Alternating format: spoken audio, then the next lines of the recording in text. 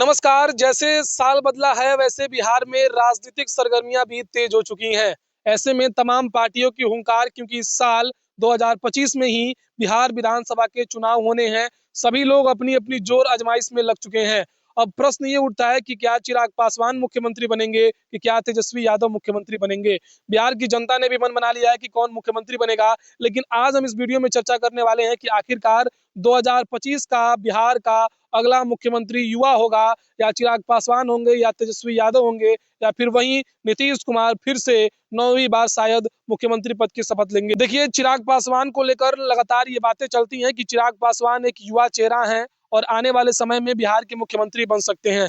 लेकिन कितने समीकरण बैठते हैं चिराग पासवान के मुख्यमंत्री बनने के, और कितने समीकरण ऐसे बैठते हैं जिसमें तेजस्वी यादव बिहार के मुख्यमंत्री बनेंगे।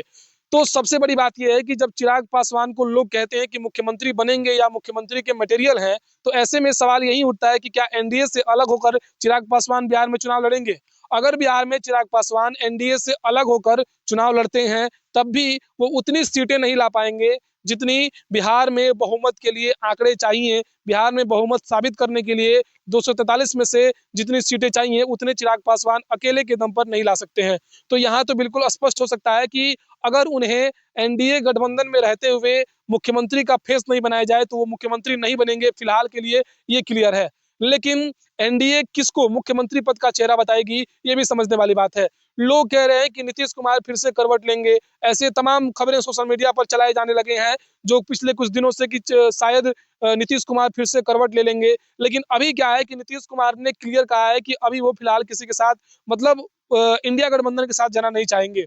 तो ऐसे में सवाल तो यही है कि बीजेपी ने जब कहा है कि नीतीश कुमार ही मुख्यमंत्री बनेंगे, या मुख्यमंत्री पद के मटेरियल हैं, या फिर मुख्यमंत्री पद के एनडीए की ओर से दावेदार हैं, तो ऐसे में चिराग पासवान का मुख्यमंत्री बनने का जो बात है उसको यहीं पे खंडन किया जा सकता है। दूसरी ओर अगर तेजस्वी यादव को देखा जाए तो एक ऐसा चेहरा जो पिछली बार बिहार के विधानसभा चुनाव में, अब मतलब जिस तरीके से उनका क्रेज चला था उसको वाकई काबिलियत तारीफ कहा जा सकता है। जिस तरीके से तेजस्वी यादव ने अपनी जो चुनाव में जिस तरीके से स्ट्रेटजी के साथ वो चुनाव लड़ रहे थे, और जिस तरीके से चिराग पासवान इत्यादि एनडीए के जितने भी लोग हैं उनके सामने मजबूती से तेजस्वी यादव खड़े थे और उस समय सिंगल लार्जेस्ट पार्टी बने थे, वो वाकई काबिलियत तारीफ था और उसको कोई नजरअंदाज करना नहीं चाहेगा। और एनडीए भी इस बात को बखूबी से जानती है। अब इस सीट के अगर जैसे बिहार में विधानसभा का चुनाव होता है तो वहां सीट के बंटवारे के ऊपर भी ध्यान देना पड़ेगा कि क्या वाकई तेजस्वी यादव जो है कांग्रेस के साथ किस तरीके से मिलकर जो सीट शेयरिंग है, सीट शेयरिंग पे ही हमेशा किसी भी राज्य में चले जाएं तो सीट शेयरिंग पे ही सबसे बड़ी सवाल उठती है कि कितने कितने परसेंट में कौन चुनाव लड़ेगा, कितने सीटों को किसके पास जाएगा। ऐसे में सबसे बड़ी चुनौती तो तेजस्वी यादव के लिए यही होगी कि वो इंडिया गठबंधन में रहते हुए किस तरीके से कांग्रेस को बिहार में हैंडल करते हैं सीट के बंटवारे में। लेकिन एनडीए ने अपने रवैये को स्पष्ट कर दिया है कि वो मुख्यमंत्री अभी नीतीश कुमार को ही मानेंगे और नीतीश कुमार ही एनडीए की तरफ से मुख्यमंत्री के दावेदार रहेंगे। इस बीच पटना में बिहार के बीपीएससी स्टूडेंट की जो एस्पिरेंट्स हैं, बीपीएससी जो स्टूडेंट हैं, जो बीपीएससी के एस्पिरेंट्स है वो लगातार धरना प्रदर्शन कर रहे हैं। और ऐसे में तमाम राजनीतिक लोग जैसे प्रशांत किशोर वहां पहुंचते हैं, प्रशांत किशोर को कई नामों से अब लोग इस समय पुकारने लगे हैं।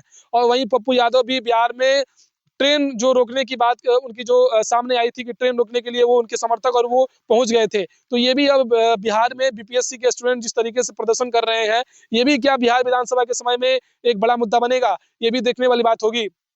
ऐसे में आप क्या सोचते हैं कि क्या वाकई 2025 बिहार विधानसभा के चुनाव में कौन होगा जो बेहतर नेता होगा? अपने विचार को कमेंट में जरूर बताएं।